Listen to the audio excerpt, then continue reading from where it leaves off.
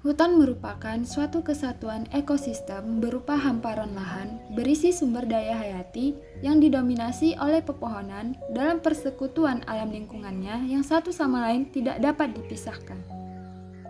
Keberadaan hutan sangat penting untuk menyokong sistem penyangga kehidupan. Di dalam hutan banyak ditemui ragam jenis flora dan fauna. Untuk mendukung kelestarian hutan, perlu dilakukan upaya konservasi berupa perlindungan hutan. Upaya perlindungan hutan ini terus dikembangkan oleh Fakultas Kehutanan Universitas Gadjah Mada. Fakultas Kehutanan UGM melalui Laboratorium Perlindungan dan Kesehatan Hutan terus mengkaji dan meneliti bagaimana upaya dan tindakan kepada setiap penyakit dan gangguan pada vegetasi dan ekosistem di hutan. Halo, aku Renata Buntoro dari kelompok D12. Halo, aku Rahmi Putri dari kelompok D12. Hai, aku Pras dari kelompok D12. Perkenalkan, nama saya Irtiah Marekasari. Hai, nama aku Rizky Lanang Rangga Kumara dari kelompok D12. Kali ini, kita akan mengidentifikasi penyakit dan gulma pada pohon angsana. Kita lihat.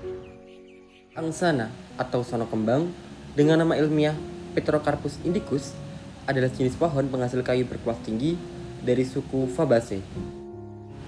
Ciri khas dari pohon ini adalah kayu yang keras, kemerah-merahan, dan cukup berat.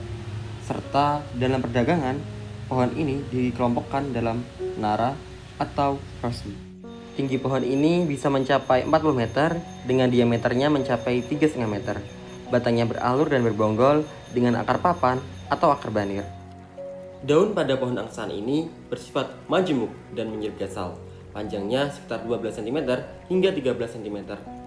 Bunganya berkelamin ganda dengan warna kuning dan baunya sangat harum semerbak. Buah angsana berbentuk bulat pipih dikelilingi sayap tipis seperti kertas. Ukuran buahnya kurang lebih berdiameter 6 cm dan tidak memecah ketika masak. Terdapat interaksi antara penyusun biotik dan abiotik. Interaksi yang ada di hutan dapat bersifat positif maupun negatif. Interaksi yang positif dapat memberikan keuntungan satu sama lain, sedangkan interaksi negatif akan merugikan bagi salah satu pihak. Oleh sebab itu, perlu dilakukan upaya pencegahan dan perlindungan hutan dari kerusakan. Kerusakan hutan dapat terjadi akibat hama dan penyakit yang menyerang tumbuhan di dalam hutan. Tumbuhan yang terserang hama dan penyakit akan menunjukkan gejala dan tanda tertentu tergantung pada jenis serangannya.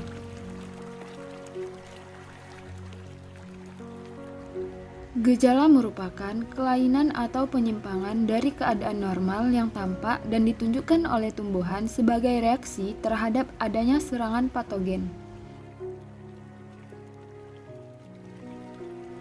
Sedangkan tanda merupakan indikasi lain dari gejala berupa struktur vegetatif dan generatif dari patogen. Tanda penyakit dapat berupa tubuh, buah, hifah, ataupun spora.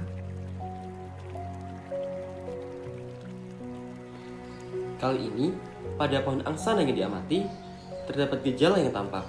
Di antaranya, daun pada bagian tepi yang menggulung, adanya bercak berwarna kecoklatan, dan warna daun yang pucat.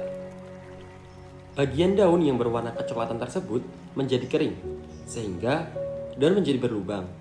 Juga, pada beberapa daun, warnanya menjadi kekuning-kuningan. Hal ini tentunya akan menyebabkan daun sulit untuk tumbuh secara optimal, dikarenakan luas daunnya untuk berfotosintesis menjadi berkurang. Sehingga, kerusakan tanaman ini disebabkan oleh akibat dari serangga hama, yaitu scale insect. Penyakit ini ditemukan pada pohon angsana di wilayah sekitar Zumia Fakultas Kehutanan Universitas Gadjah Mada. Scale insect ini akan menyerang bagian batang, cabang, dan daun, dan biasanya musim penyerangannya adalah saat musim kemarau, sehingga akan menyebabkan daun yang diserang menjadi layu dan juga kering. Scale insect memiliki bentuk mulutnya yaitu pencucuk dan juga penghisap.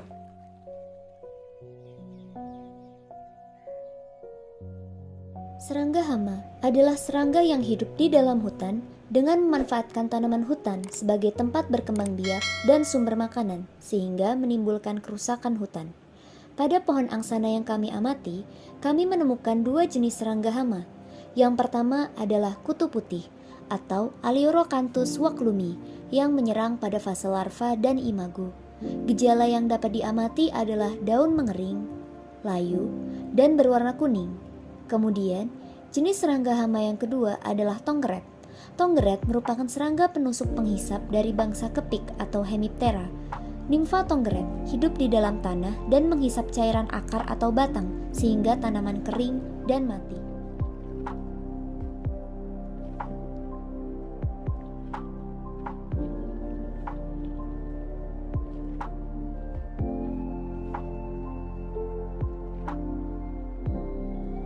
Pada suatu hutan juga banyak dijumpai gulma. Gulma merupakan salah satu organisme pengganggu tanaman atau OPT yang dapat menghambat pertumbuhan, perkembangan, dan produktivitas tanaman. Gulma merupakan tumbuhan yang tumbuh di tempat yang tidak dikehendaki serta kehadirannya tidak diinginkan. Gulma dapat menyaingi tumbuhan pokok untuk memperoleh sinar matahari, air, dan unsur hara. Gulma memiliki karakter yang toleran terhadap berbagai kondisi lingkungan. Oleh sebab itu, gulma mengalami proses perkecambahan dan regenerasi yang sangat cepat sehingga gulma ini sangat sulit dikendalikan. Oleh sebab itu, perlu dilakukan upaya pencegahan dan pengendalian terhadap pertumbuhan gulma di dalam hutan. Fungus ini berkembang biak dengan spora dan mengalami pergiliran keturunan. Berkembang biak dengan cepat dan dapat membentuk lapisan yang tebal. Beberapa spesies dari fungus ini rakus terhadap unsur hara dan memiliki lapisan lilin yang tebal sehingga sulit untuk dikendalikan. Dari beberapa penelitian, tanaman pakis adalah tanaman yang sangat toleran terhadap tanah kering. Dengan gulma pakis ini adalah tumbuhan angsana akibatnya bersaing dengan tumbuhan pakis untuk berebut unsur hara. Tandanya ada tumbuhan pakis di sekitar pohon angsana tersebut. Pohon pakis sendiri memiliki ciri-ciri akar serabut, daunnya yang menggulung dan melingkar, lalu daunnya juga yang bersifat seperti tumbuhan paku karena tumbuhan pakis ini dasarnya adalah tumbuhan paku. Yang kedua adalah pencekik. Pencekik merupakan tumbuhan epifit yang dapat merusak batang inang.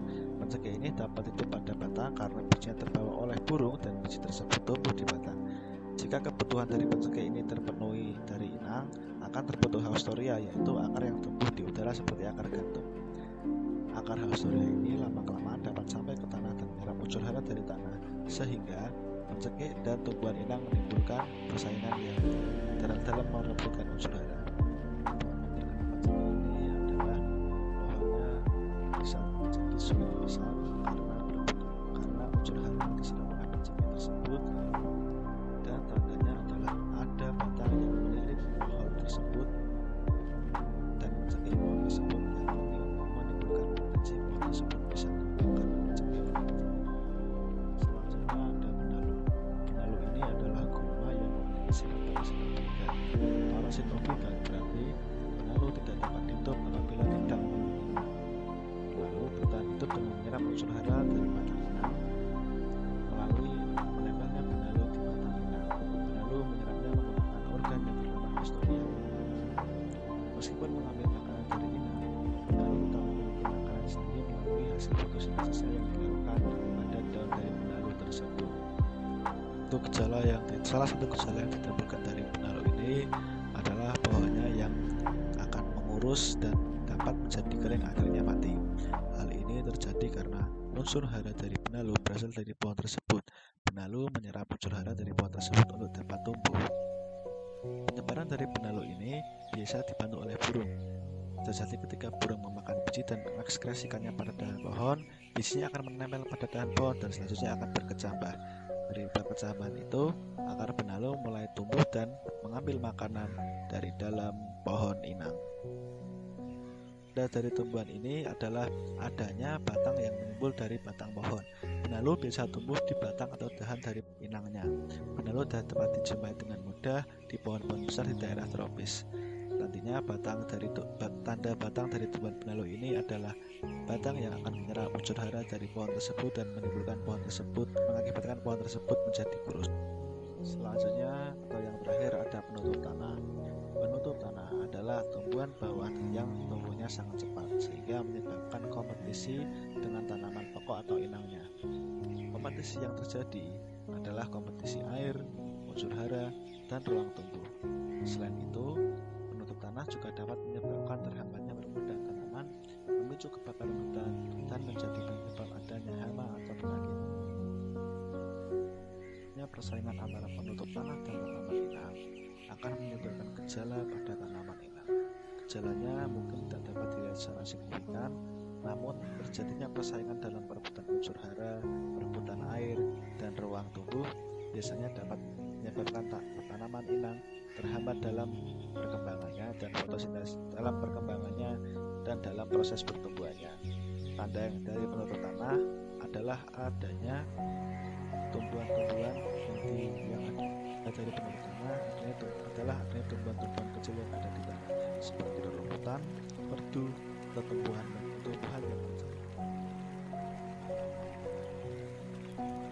Penyakit yang ada di dalam pohon angsana dapat dilakukan pencegahan agar penyakit tersebut dapat dikurangi dampaknya. Pencegahan pada setiap penyakit dan kerusakan yang ada pada pohon angsana memiliki kesamaan antara satu kerusakan dengan kerusakan yang lainnya. Seperti yang ada pada kerusakan yang diakibatkan oleh tumbuhan-tumbuhan gulma yang dapat dicegah dengan melakukan monitoring secara berkala terhadap pohon-pohon yang sekiranya mungkin untuk terjangkit. Hal ini juga sama dilakukan pada penyakit yang disebabkan oleh serangga hama. Serangga-serangga hama tersebut antara lain kutu putih dan tonggeret. Kerusakan-kerusakan tersebut dapat dikurangi dengan melakukan monitoring secara bertahap terhadap pohon-pohon yang memiliki kemungkinan untuk terjangkit. Sementara untuk pencegahan jamur pada pohon angsana dapat dilakukan dengan melakukan pengecekan secara rutin, dan apabila waktu pengecekan ditemukan bibit-bibit dari jamur tersebut untuk segera dimusnahkan. Pohon angsana atau Pterocarpus indicus memiliki manfaat yang sangat penting bagi kehidupan manusia. Hampir seluruh pohon angsana dapat dimanfaatkan, seperti daun, kayu, dan juga getahnya. Daun angsana sendiri sangat berkhasiat pada bidang kesehatan. Khasiat dari daun angsana sendiri antara lain dapat menyembuhkan demam dengan mengonsumsi air perasan daun angsana. Selain itu, daun angsana dapat dikonsumsi dengan cara menyeduh seperti teh atau kopi. Hal ini bertujuan untuk mengatasi diabetes mellitus atau kencing manis. Kayu yang berasal dari pohon angsana sangat kuat dan kokoh, serta tahan terhadap gangguan rayap. Maka dari itu, kayu pohon angsana sangat cocok bila dijadikan bahan dasar dari meja, lemari, kursi, dan lain sebagainya. Banyak yang tidak mengetahui bahwa pohon angsana memiliki getah yang tentunya juga sangat bermanfaat. Pohon ini memiliki getah yang berwarna merah kino yang dapat dimanfaatkan sebagai pewarna alami dan keranjang di Kalimantan. Terima kasih sudah menonton video ini, semoga bermanfaat dan sampai jumpa.